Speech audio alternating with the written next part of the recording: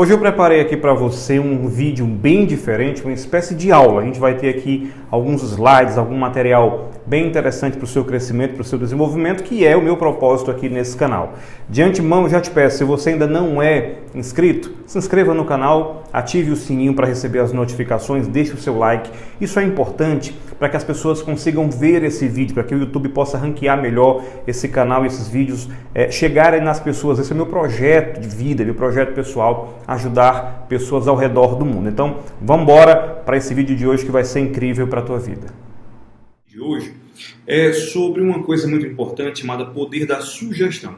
Quando a gente recebe uma sugestão de alguém, isso mexe de uma certa maneira com o nosso subconsciente, criando uma espécie de programação. Vou te dar um exemplo de pessoas que são fracas para uma sugestão e de pessoas que já são fortes para aquela sugestão. Tá? Por exemplo, imagina que você chega para uma pessoa e fala para ela que dentro do avião ou dentro de um barco, aquela pessoa vai sofrer enjoo. Você chega para ele e fala, olha, você vai ter enjoo com certeza nesse navio. É natural que essa pessoa de fato comece a sentir um enjoo aqui e aí aquilo atrapalha a viagem dela. Então, quantas vezes nós temos também sugestões de pessoas que chegam para a gente falando, olha, aquele seu projeto não vai dar certo, você não tem agido bem nesse setor, você não é capaz de fazer tal coisa, né? Já se você chegar para um marinheiro treinado e disser para ele, né, um almirante, você vai ter enjoo durante o nosso trajeto de navio aqui, ele vai rir da sua cara. Então tem pessoas que são prontas, né, que tem uma espécie de blindagem emocional para isso, mas já outras não. Então a gente precisa ter cuidado com as pessoas que nos dão essa sugestão de maneira negativa e também o tipo de sugestão que a gente está passando para as pessoas de uma maneira geral também, ok? Então existe também uma coisa muito importante que é a autossugestão e a heterossugestão. Eu falei agora para vocês sobre a sugestão que vem de fora, que vem de alguém, que a gente chama de heterossugestão. Mas existe também a autossugestão, ou seja, aquilo que eu digo para mim. Então, pessoas que passam o dia afirmando para si, não vai dar certo, eu não consigo, eu não posso, eu não estou nem falando que isso seja uma coisa, sabe, fantástica, mágica. Não, isso é cerebral mesmo. O comando que eu dou é aquilo que eu vou ver. É como se eu disser para você agora, pense numa vaca cor-de-rosa. O seu cérebro forma a imagem porque foi dado um comando para ele. Ninguém pensou aí num periquito australiano azul. Tá? Você pensou na vaca cor-de-rosa. Então, à medida que eu dou sugestões para mim mesmo, o meu cérebro vai tender a perseguir aquele resultado porque essa imagem foi dada para ele como sendo uma referência. Ok? E aí eu tirei aqui algumas afirmações do livro do Joseph Murphy. O livro chama O Poder do Subconsciente. E algumas que a gente passa a vida ouvindo, ou já ouviu na infância também, são do tipo, não faça isso, você nunca será nada na sua vida. Minha mãe relata que ouviu muito isso dos avós antigamente. Você não deve fazer isso, você vai fracassar, você não tem nenhuma possibilidade de dar certo. Imagina só que coisa triste ouvir isso, né? Você está completamente errado. Isso que você tem para me dizer não me interessa. E aí vai, tem uma lista aí, né? Não adianta se esforçar porque ninguém chega a canto nenhum. Tem outra que diz assim, se você não ganhar na loteria ou não casar, não vai ser rico nunca. Né? E a pessoa começa a acreditar que mesmo que ela trabalhe muito, de maneira inteligente, de maneira programada, ela não vai chegar a lugar nenhum. E isso acaba dando uma direção. Foi uma heterossugestão que bloqueou o crescimento daquela pessoa para sempre. Tem gente que anda com essa programação aí na cabeça há quanto tempo? Né? Há muitos anos, há muito tempo com essa mesma programação na cabeça. E aí, nós temos sugestões negativas. Eu quero te chamar a atenção aqui para tentar ao máximo possível ao longo dessa próxima semana, por exemplo, após você ver esse vídeo, de que tipo de sugestões negativas nesses setores aí estão atrapalhando sua vida. Como, por exemplo, quais são as más sugestões emocionais, quais são as más sugestões profissionais, gente falando mal do seu trabalho, que você não vai conseguir, que você não é bom bastante. Dentro dos relacionamentos, né, o pessoal diz assim, não adianta, ninguém é feliz depois de casado. Eu discordo plenamente, eu sou casado, sou feliz e quero permanecer assim. Tá bom? Significância, ou seja, aquilo que você significa para alguém, o seu papel, o significado do seu papel no mundo, sobre a saúde, sobre você mesmo. Né? Tem gente que dá sugestões negativas sobre você, ou você dá para si. A parte intelectual, tem gente que fala, não é importante ler, não é importante se reciclar. Vai fazer esse curso aí para quê? Vai ficar vendo vídeo no YouTube para quê? Imagine, tudo isso aí está precificando a pessoa. né? Então, no campo intelectual e também no campo da espiritualidade. Quantas pessoas não dão influências negativas para combater o teu desenvolvimento espiritual? Nem falo da religiosidade, mas pessoas que combatem a espiritualidade e maus conceitos que impedem que você, por exemplo, evolua no crescimento da palavra, por exemplo, da Bíblia. Tá? A gente vai continuar aqui no próximo slide. Existem aqui também 4 pilares que são muito importantes, né, que nutrem a nossa mente subconsciente e que inconscientemente nos conduzem a um estado de maior felicidade, a um estado mais pleno. A gente sabe que não tem fórmula mágica para a felicidade, não. Você tem que levantar da cadeira e tem que fazer. E esses 4 pilares aqui, eles são fundamentais. O primeiro deles eu vou chamar de Deus, tá? Deus, o Deus que para mim, né, o Deus de Israel, o Pai de Cristo, tá? O nosso Deus. Para algumas pessoas não existe, é uma outra força. Então, considere aquilo que te fizer melhor. João Paulo, mas eu sou ateu. Né? Então, você vai não ligar para esse pilar e você vai ter um desempenho um pouco menor segundo essa teoria que eu estou te explicando aqui. Tá? Não estou dizendo que você vai ter um prejuízo maior por ser ateu, não é isso. Mas isso está dentro de uma teoria que leva em consideração essa conexão espiritual com alguém superior. Tá? Então, seria essa conexão com Deus, se entender a palavra. Eu costumo dizer também que mesmo para aqueles que não acreditam, né, propriamente em Deus, mas a Bíblia ela traz reflexões que se você olhar bem e colocar na prática no dia a dia, vão te fazer bem. Até cito aqui o Leandro Carnal, que é um ateu convicto, mas que lê a Bíblia e que entende a importância do que está escrito ali, tá bom? Então, família, você precisa se conectar melhor com a tua família. Quanto mais problemas dentro da família tiverem, mais pedras no caminho, digamos assim, ou com a tua família de origem, ou com a tua família, teu esposo, tua esposa, filhos e tal, isso tende a trazer para a gente um sentimento de incompletude, tá? De que eu não estou feliz, de que aquilo não é para mim, de que, enfim, eu não estou sendo 100% daquilo que eu deveria ser. Então, esse segundo pilar muito importante é a família.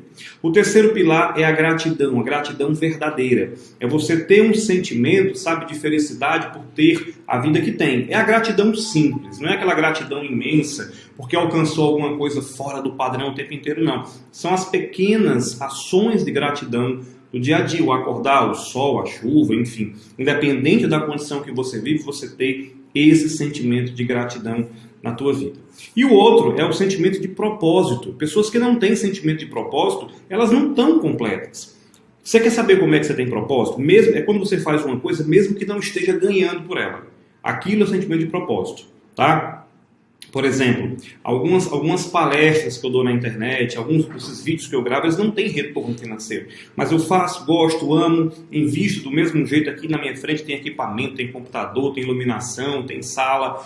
E mesmo assim, para mim, eu estou cumprindo um propósito, um papel que eu me resolvi ter, né? Que eu resolvi ter, desempenhar na minha vida, entende? Então, cumpra o seu papel. E aí, muitas pessoas escolhem pequenas infelicidades. E nessas pequenas infelicidades tem um ganho secundário. Vou te explicar o que é isso. Muitas pessoas não fazem o que tem que fazer. E elas aprenderam que se elas não fazem o que tem que fazer, né, o inconsciente dela absorveu isso, ela não tem o retorno que deveria ter e fica sempre ali preso naquele ciclo do coitadismo. Eu sou coitado, ninguém me ama, ninguém me quer. E essa pessoa acaba sendo alimentada e nutrida por outras pessoas que ficam alimentando nela o estar na posição de coitadismo. Tipo, um parente, um amigo, enfim, alguém que acaba sendo tóxico sem querer, mas que fala, não fica assim não, a vida é assim, é tudo assim, um dia melhor e esse dia nunca chega. Só que a pessoa, cadê o ganho secundário? Tá aí. Ela pode não ter conseguido realizar alguma coisa importante, mas ela obteve a atenção de alguém para dar carinho, atenção para ela, para aquele projeto dela que fracassou. Então tem gente que recebe mais atenção quando fracassa do que quando começa a acertar. E quer que eu te diga uma coisa, bem sincera? Você vai encontrar mais pessoas solidárias ao teu redor quando você não está bem, tá? Do que quando você está bem. Por quê? Porque o sucesso, o crescimento, fazer o que tem que ser feito, acordar cedo e dormir tarde, estudar, produzir, afasta as pessoas pelo medo. Elas não querem ver aquilo que elas não estão fazendo também. Entende? Então isso é uma coisa muito direta, uma coisa que a gente deve realmente prestar bem atenção no nosso cotidiano. Tá bem? E aí vem uma coisa muito interessante que é isso daqui, né? Eu falei que a felicidade ela não tem fórmula, mas tem uma coisa dentro da felicidade, esse F é de felicidade, que que vale a pena a gente entender. E aí você pode me perguntar, esse F então é um F de felicidade? Sim, felicidade é igual a realidade menos as expectativas. A partir do momento em que eu vivo mais a minha realidade, eu consigo ter um grau de felicidade e assertividade maior. Vou te dar um exemplo. Tem gente que diz que não começa um projeto novo na vida porque não tem todos os recursos. Mas ela poderia começar de uma maneira mais simples. Ela pode não ter dinheiro para colocar um restaurante, tá? Mas ela poderia começar vendendo lanches a domicílio.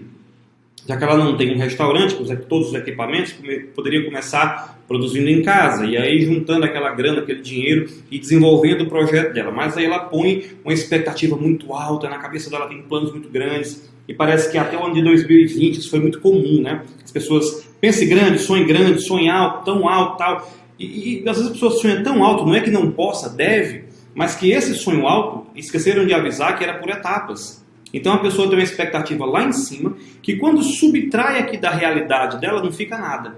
Então a felicidade para ela se torna um fracasso. Na verdade, esse F de felicidade acaba virando um fracasso. Então procure ajustar o que você tem nesse momento para começar algum tipo de projeto novo na sua vida. Entende? Eu posso não ter condição de pagar a melhor academia, mas eu posso pagar uma qualquer. E se eu não posso pagar uma qualquer mais barata, eu posso ir para a praça da minha rua, do meu bairro e correr para perder peso. Então, são esses pequenos movimentos que se faz, ok? Então, vamos para cá.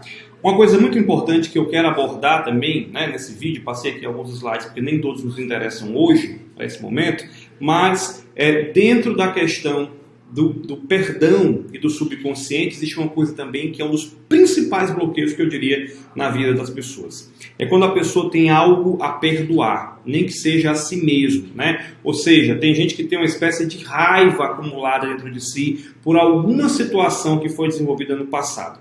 Quer tenha sido uma humilhação, uma privação, sabe, uma injustiça, porque todo mundo aqui acaba passando por uma injustiça, mesmo que não tenha sido, mas que você acha que passou, como por exemplo, quando criança você levar uma surra por causa do seu irmão, foi ele que quebrou o quadro da sua mãe e você que apanhou. Só que isso gera dentro da gente um sentimento de raiva e que essa raiva precisa ser eliminada. Entenda que a raiva, ela é a raiz de todo mal. Essa raiva, emocionalmente, ela é poderosa para intoxicar o nosso corpo, para reduzir o nosso poder de ação, para reduzir a nossa energia de ação. Essa raiva, ela é capaz de gerar constantemente na gente medo, estresse, inveja, sentimento de inveja. Por quê? Porque eu não me sinto capaz de fazer, logo eu começo a invejar as pessoas que estão à minha volta. Um outro ponto seria ciúmes, né? Essa raiva me leva a ter ciúmes de maneira exagerada. Essa raiva acaba me gerando uma tristeza profunda, frustrações que você vai acumulando também na vida, insatisfações, porque não está conseguindo chegar a algum lugar, desprezo, né? O sentimento de desprezo por algumas pessoas, situações, convenções. Tem gente que fala assim, fulano, você vai para uma festa da família? Eu não ligo, não gosto de ninguém. E de repente não é da festa que você não gosta, mas alguém que está lá da sua família foi o causador desse momento de raiva e está impedindo que você viva momentos melhores, né? E essa raiva também, como ela dá o sentimento de injustiça, eu fui injustiçado, a vida não é justa, e Deus não existe, e nada presta e tal, leva a gente a ter um sentimento constante de ingratidão, tá? Então a melhor situação para eliminar essa raiva seria o perdão. O perdão nos confere uma nova realidade espiritual positiva, uma nova realidade psíquica, né? Os teus pensamentos, tua ação muda bastante, e uma nova realidade física e corporal. Melhor, mais saúde. Enquanto que o não perdão, ele bloqueia o amor pelas pessoas, a conexão pelas pessoas. O não perdão gera uma espécie de visão catastrófica do mundo. A pessoa olha assim para tudo e acha que tudo vai dar errado, nada presta, ninguém é bom, tá? E também revela uma ingratidão com essa força superior que aqui chamamos de Deus. Então você pode observar que é muito melhor adquirir o hábito do perdão do que ficar nesse hábito aí, né, nesse momento do não perdão. E a gente vai continuar aqui nesse vídeo vendo como é que você faz isso. Obviamente, então, a melhor saída para essa raiva que a pessoa sente, para esse bloqueio que é gerado por essa raiva e todas as consequências, é a questão do perdão, né? O perdão, ele precisa fazer parte da vida da pessoa, não só pela questão espiritual, mas de fato faz um mal terrível para o seu desenvolvimento, para a sua vida, para o seu organismo.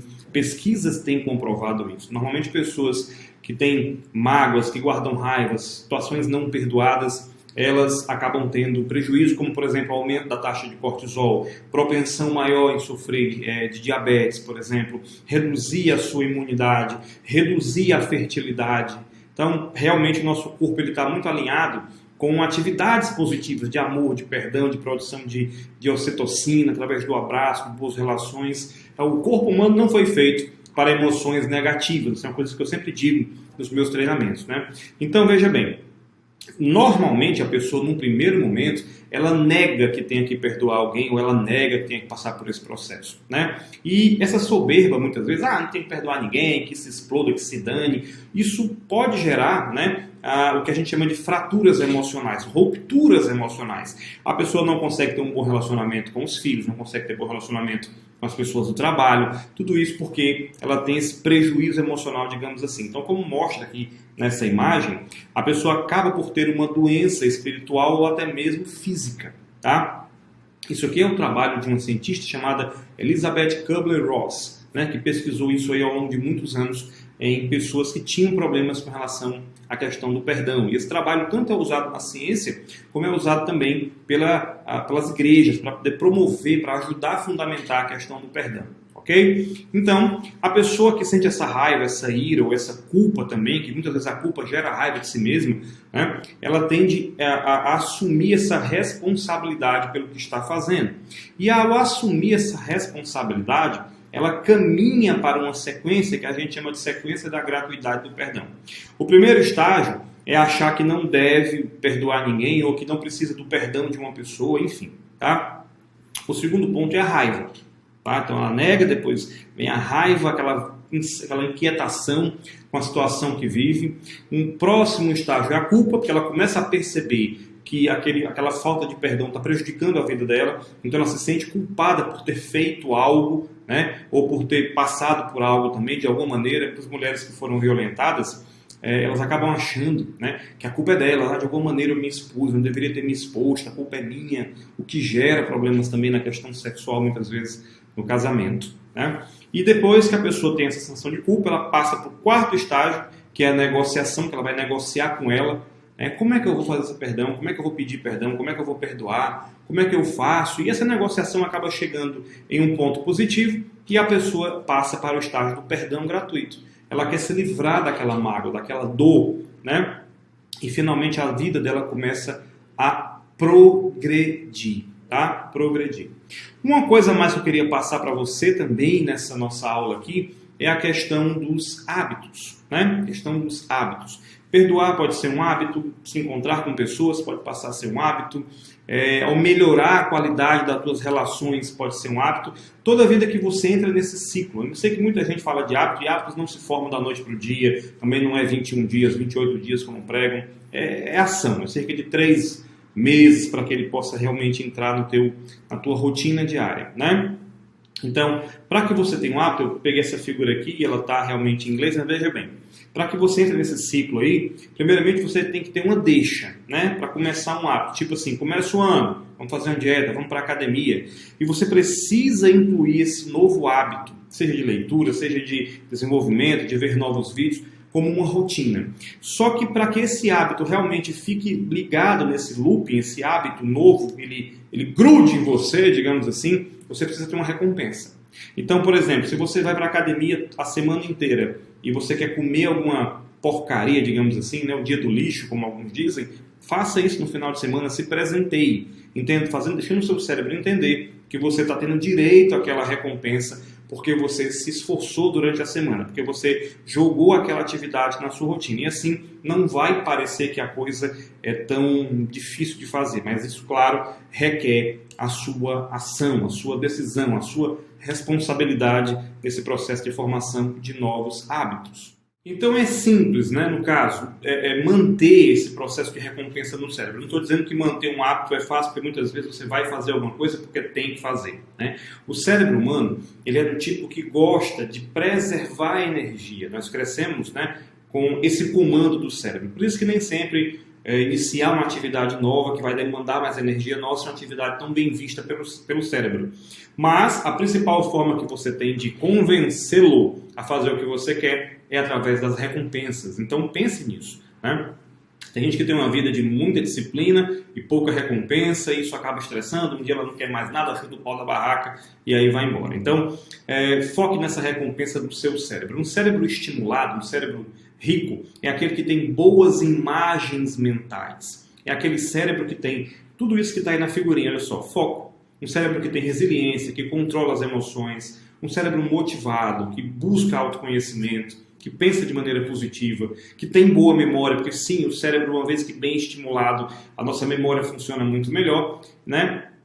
É aquele cérebro que tem hábitos saudáveis, e aí eu preciso ter sempre na minha cabeça a sensação de recompensa. Então mantenha na sua mente imagens mentais. Quando cansado do trabalho, quando cansado de buscar esse autodesenvolvimento que a gente tanto busca aqui, procure manter imagens positivas de uma viagem, de um momento com a sua família, né? A Bíblia, eu volto a dizer, também fala que a gente possa ter os nossos planos, projetos, sonhos em placas tão grandes que até quem possa passar correndo veja, né? E a gente sabe que tudo coopera para o bem daqueles que buscam bem, que buscam a Deus, que amam a Deus, e eu quero deixar essa mensagem para você, ok? Então grava bem tudo isso que foi dito aqui nessa aula. Pois muito bem, chegamos ao fim desse vídeo, dessa aula que foi um pouco diferente, e eu pretendo trazer mais vídeos nesse formato. Se você gostou, deixa nos comentários aí o que é que você achou, se esse formato para você foi interessante, se contribuiu de alguma maneira para você, porque esse, de fato, como eu te falei lá no começo do vídeo,